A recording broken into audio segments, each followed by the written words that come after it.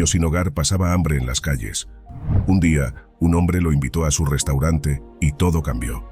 Lo que parecía ser un gesto de bondad desencadenó una serie de eventos que nadie podría haber predicho.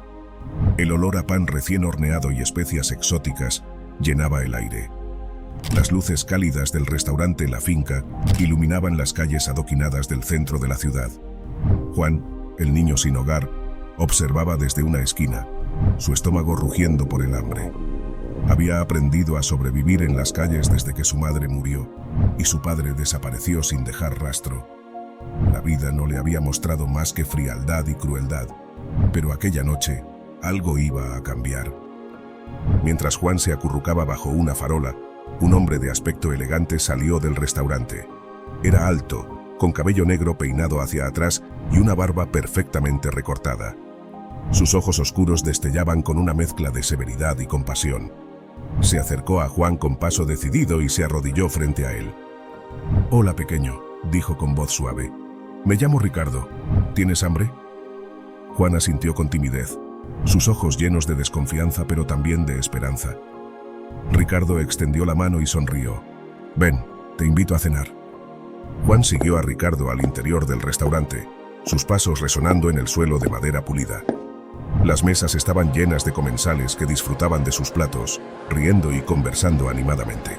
La cocina abierta dejaba ver a los chefs trabajando con destreza, manejando cuchillos y sartenes con precisión casi artística. Ricardo lo condujo a una mesa en un rincón tranquilo y le indicó que se sentara. Poco después, una camarera apareció con un menú, pero Ricardo la detuvo con un gesto. «Tráele lo mejor de la casa, por favor». La camarera asintió y desapareció en la cocina. Juan miraba a su alrededor con fascinación, sintiéndose fuera de lugar en aquel ambiente tan elegante y acogedor. Pronto, una sopa caliente, un plato de pasta con mariscos y un trozo de pastel de chocolate fueron colocados frente a él. Los ojos de Juan se agrandaron y, sin esperar más, comenzó a comer con avidez. Ricardo lo observaba en silencio, una expresión pensativa en su rostro. Cuando Juan terminó de comer, el hombre se inclinó hacia adelante. «¿Dónde vives, Juan?» El niño bajó la mirada avergonzado. «En la calle». Ricardo asintió lentamente. «No tienes a nadie, ¿verdad?» Juan negó con la cabeza. «Escucha, Juan», dijo Ricardo. «No puedo dejarte aquí. ¿Te gustaría trabajar en el restaurante? Podrías ganar algo de dinero y tener un lugar donde quedarte». Los ojos de Juan se iluminaron. Era la primera vez en mucho tiempo que alguien le ofrecía algo más que desprecio o lástima. «Sí, por favor», respondió con entusiasmo. Ricardo sonrió y le dio una palmada en el hombro. «Bienvenido a la finca, Juan. Esta será tu nueva casa». Los días se convirtieron en semanas, y Juan se adaptó rápidamente a su nuevo entorno. Trabajaba duro, limpiando mesas, lavando platos y aprendiendo los entresijos del restaurante. Los empleados lo aceptaron como uno más de la familia, y Ricardo se convirtió en una figura paternal para él.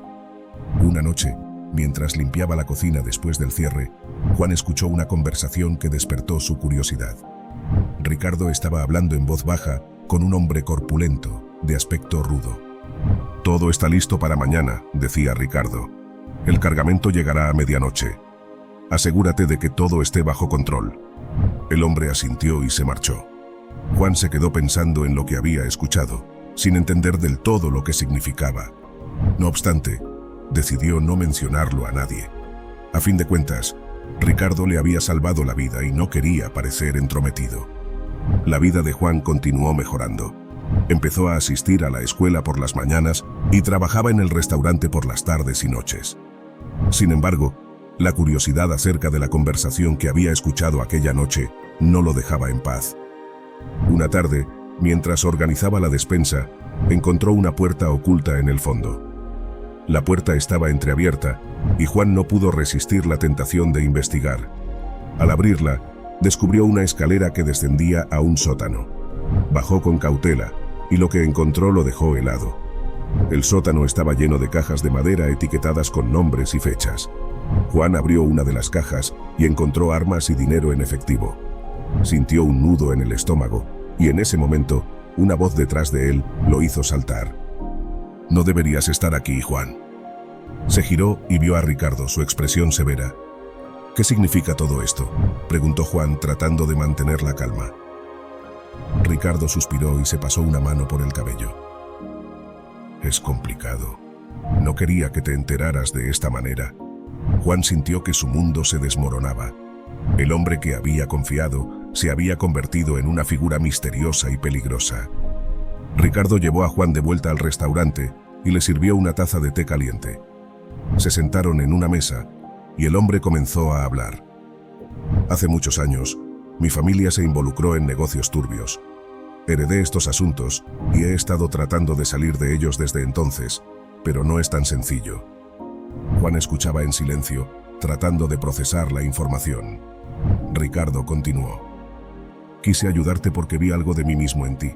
También crecí en la calle, sin familia.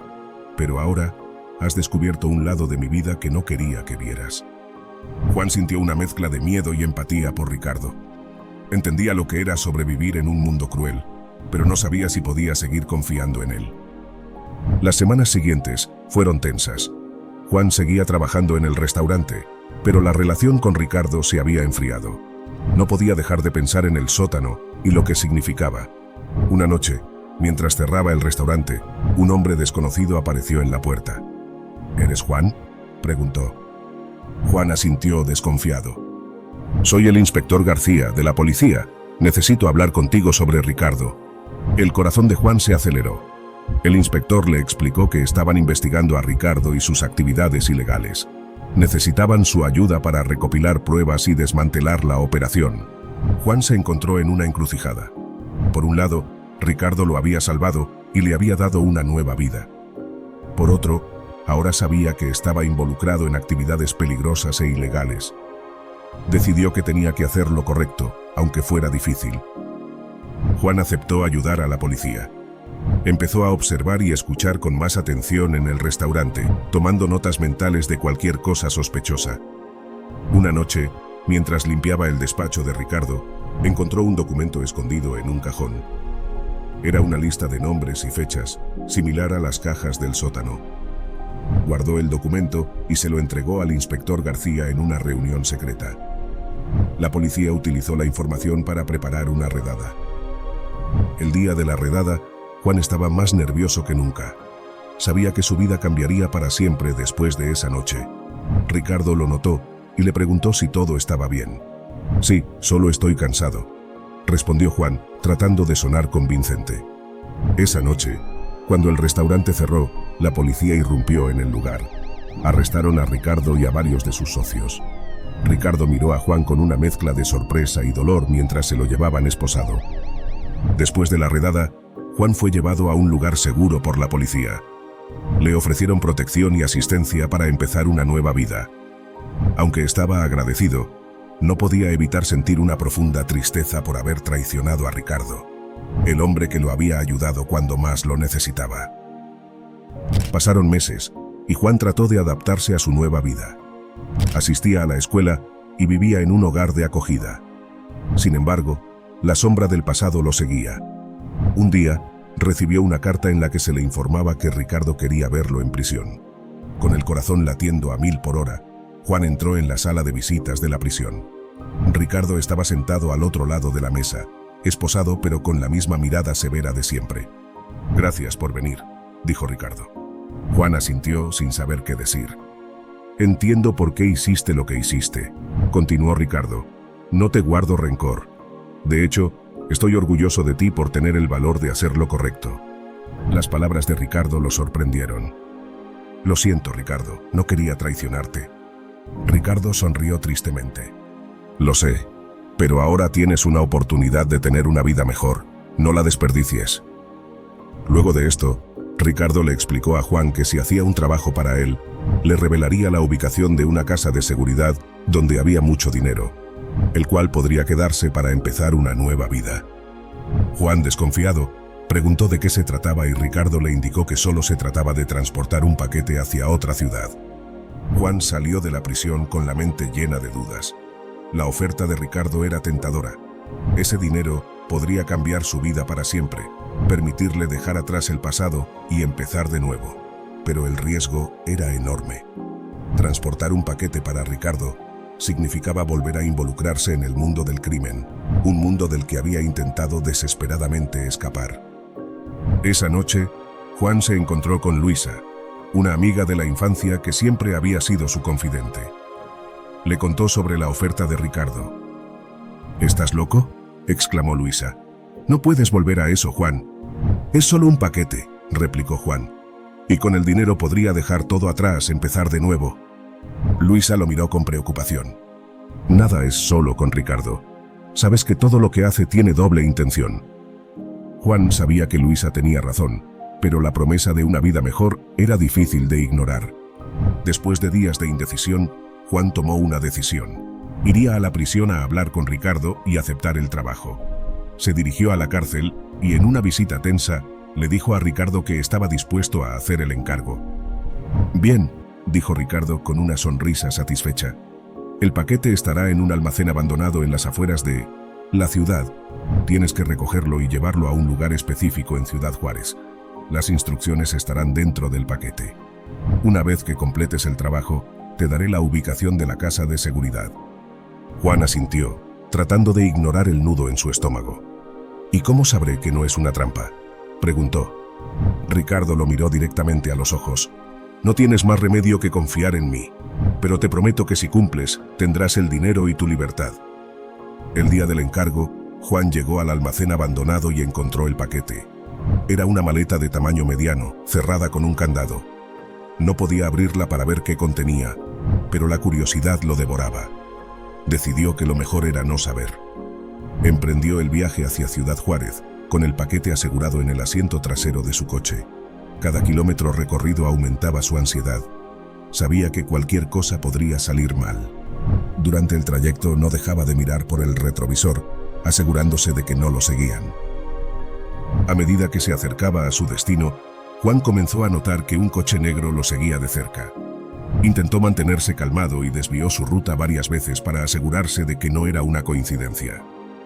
El coche seguía allí. En una parte desolada de la carretera, el coche negro aceleró y se colocó a la par de Juan. Desde el asiento del pasajero, un hombre con una pistola apuntó hacia él.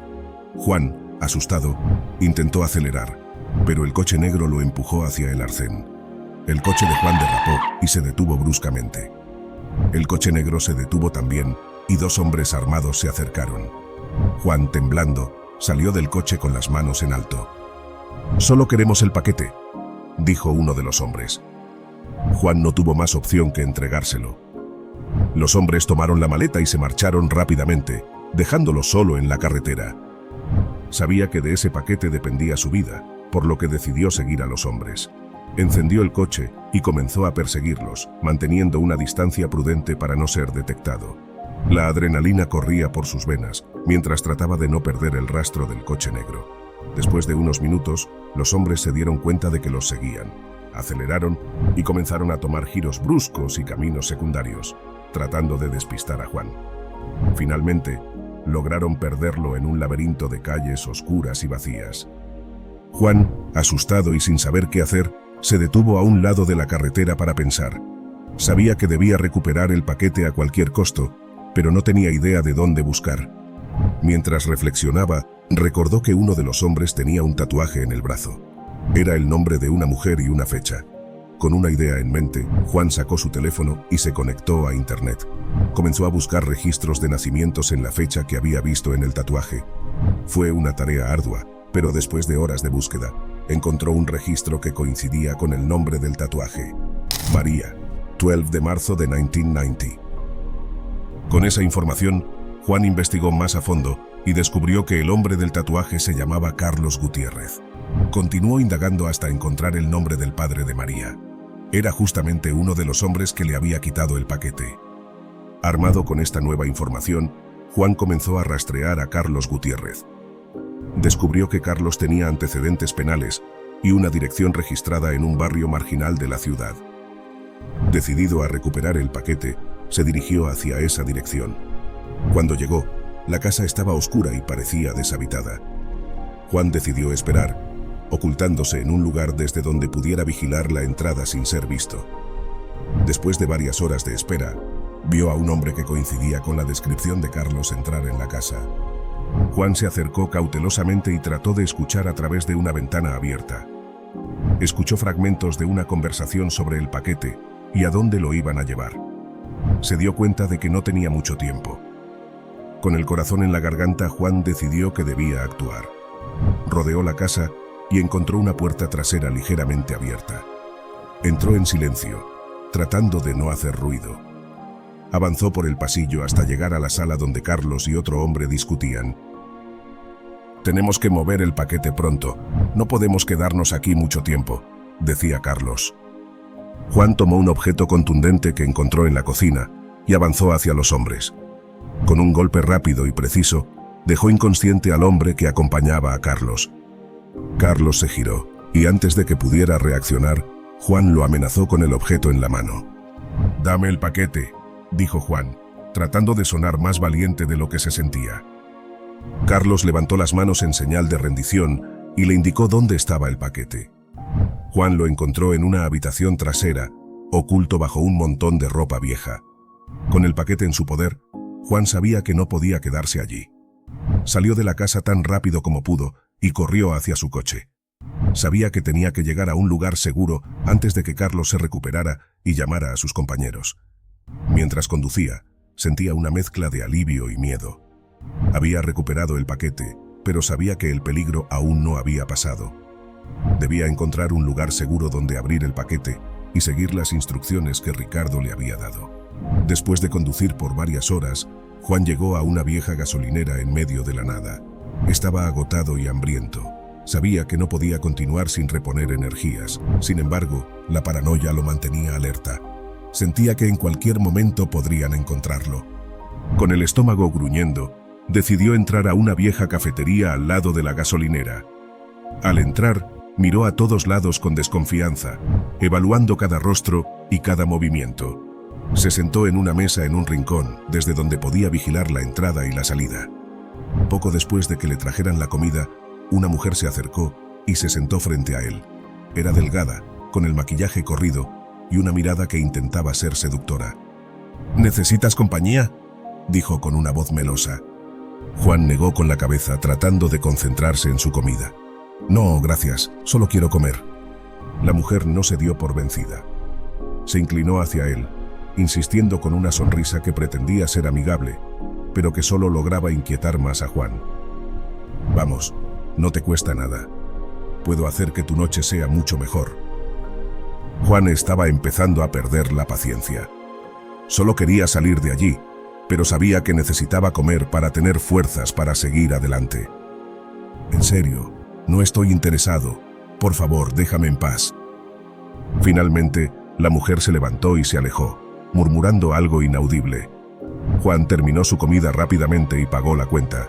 Se dirigió de vuelta a su coche, sintiendo una creciente sensación de urgencia. Al llegar a su coche, vio algo que lo dejó helado.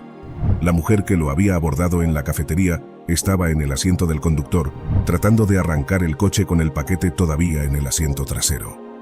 Juan corrió hacia el coche, pero antes de que pudiera alcanzarla, la mujer logró poner el coche en marcha y se alejó a toda velocidad. Desesperado, volvió corriendo a la cafetería y preguntó a los presentes si alguien sabía algo sobre la mujer. Una de las meseras, una joven de aspecto cansado pero amable, le dio información. «Esa es Silvia. Siempre está por aquí haciendo lo mismo. Vive en un viejo barrio a unos kilómetros de aquí, hacia el este».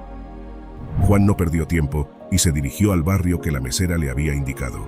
Era un lugar deprimente, lleno de casas derruidas y coches abandonados. Tras buscar por varias calles, finalmente vio el coche robado estacionado frente a una casa vieja y mal cuidada. Silvia estaba revisando el coche, intentando abrir el paquete.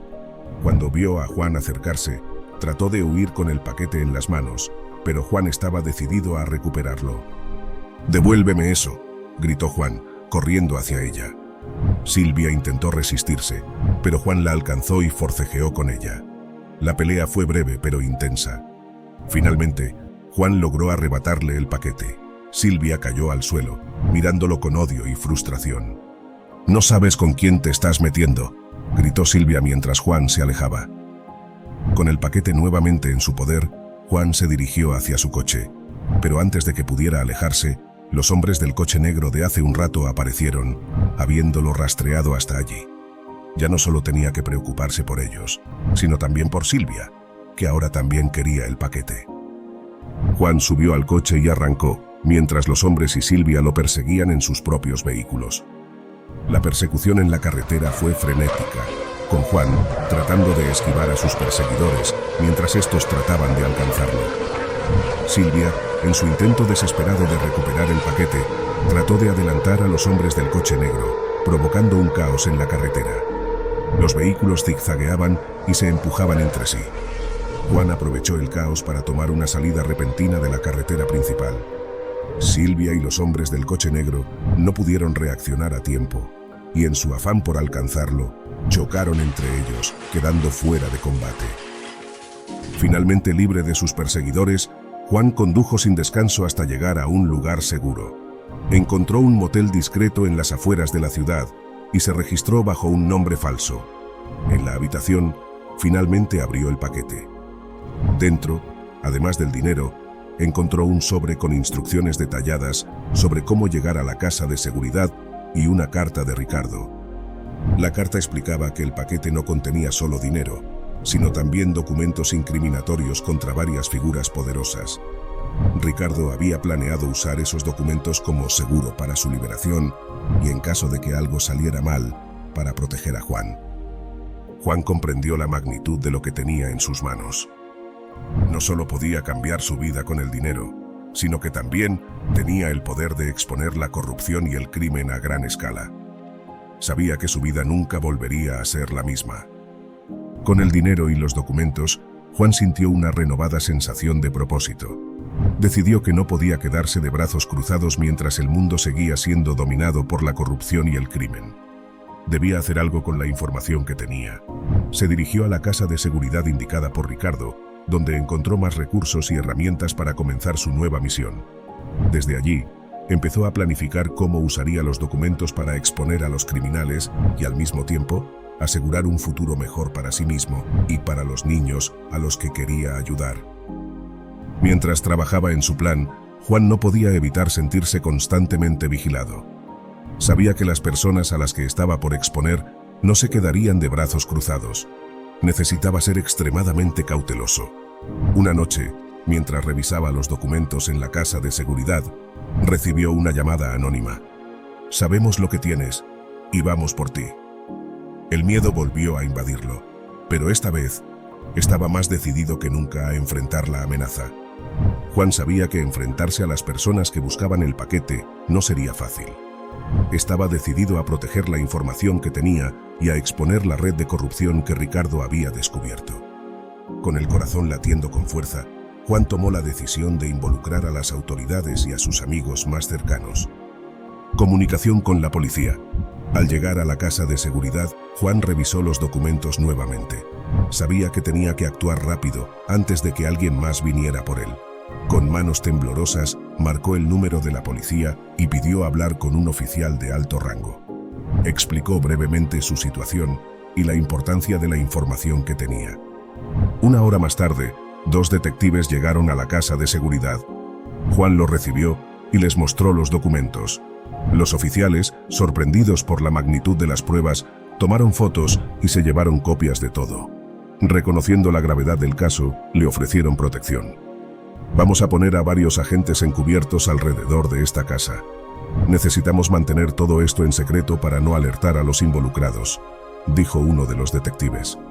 Juan asintió, sintiendo una mezcla de alivio y ansiedad. Sabía que aún no estaba fuera de peligro. Contacto con amigos de confianza.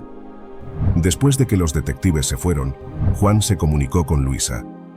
Ella era una de las pocas personas en las que confiaba plenamente. Le explicó lo que estaba sucediendo y la urgencia de la situación. «Luisa, necesito tu ayuda. No puedo hacer esto solo», dijo Juan con la voz cargada de preocupación. Luisa, sin dudarlo, aceptó ayudarlo. Junto con ella, contactaron a otros amigos de confianza. Marcos, un exmilitar con habilidades en combate. Elena, una experta en tecnología y ciberseguridad. Y Javier, un abogado que podía ayudar a manejar cualquier aspecto legal que surgiera. Planificación de la defensa. Esa noche, todos se reunieron en la casa de seguridad. Juan les mostró los documentos y explicó lo que estaba en juego. Después de discutir los detalles, comenzaron a planificar cómo asegurar la casa y prepararse para cualquier ataque. Marcos se encargó de evaluar la seguridad física de la casa. Instaló cámaras de vigilancia en puntos estratégicos y reforzó las entradas y ventanas. No podemos permitirnos ningún punto débil. Necesitamos estar preparados para cualquier cosa, dijo Marcos mientras colocaba una cámara en un árbol cercano. Elena, por su parte, se encargó de la seguridad digital. Configuró sistemas de alerta temprana y monitoreo en línea para detectar cualquier intento de hackeo o intrusión digital. También se aseguró de que todas las comunicaciones estuvieran encriptadas. Si alguien intenta meterse en nuestra red, lo sabremos de inmediato, aseguró Elena mientras tecleaba rápidamente en su laptop. Javier revisó los documentos y comenzó a preparar un plan legal para garantizar que la información fuera utilizada de manera efectiva y que Juan estuviera protegido legalmente. Necesitamos asegurarnos de que todo esto se maneje de manera correcta. No podemos dejar que estos criminales encuentren alguna brecha legal para escaparse, dijo Javier mientras revisaba los documentos. Entrenamiento y preparación física. Durante los días siguientes, Marcos también entrenó a todos en técnicas básicas de defensa personal y manejo de armas. Juan sabía que no era un luchador, pero estaba decidido a hacer todo lo posible para proteger la información y a sus amigos. Recuerden, la mejor defensa es estar siempre un paso adelante. Si llegan a atacarnos, no podemos permitir que nos superen, decía Marcos mientras enseñaba a Juan y Luisa cómo usar una pistola de manera segura. Vigilancia y espera. La espera fue tensa. Sabían que los enemigos no se detendrían hasta recuperar el paquete. Los agentes encubiertos se turnaban para vigilar la casa, mientras Juan y sus amigos se mantenían alerta las 24 horas. Una noche, mientras todos dormían en turnos, una alerta de Elena los despertó. Había detectado un aumento en la actividad digital cerca de la casa. Era una señal de que alguien estaba intentando rastrear su ubicación. Tenemos que estar listos. No sabemos cuándo, pero vendrán por nosotros, advirtió Elena. En medio de la tensión y el miedo, el grupo se fortaleció. La determinación de protegerse y de exponer la corrupción los unió más que nunca. Compartían historias, planes y momentos de camaradería, sabiendo que cualquier día podría ser el último. Luisa se convirtió en el pilar emocional del grupo, siempre encontrando maneras de levantarles el ánimo y mantenerlos enfocados. Hemos pasado por mucho para llegar hasta aquí. No vamos a dejar que nos quiten esto, decía Luisa con firmeza. Cada día que pasaba, Juan se sentía más preparado y decidido. Sabía que el sacrificio de Ricardo no debía ser en vano y que tenía una misión que cumplir. Con el apoyo de sus amigos y la protección de la policía, se sentía listo para enfrentar cualquier desafío. Finalmente, una tarde, Marcos reunió al grupo para un último repaso del plan. Recuerden, mantenemos la comunicación constante. Si algo sale mal, tenemos puntos de encuentro y estrategias de escape. No podemos dejarnos vencer, dijo Marcos con un tono autoritario. Juan miró a cada uno de sus amigos y sintió una oleada de gratitud y determinación. Sabía que, pase lo que pase, no estaba solo en esta batalla. Con todo preparado, solo quedaba esperar.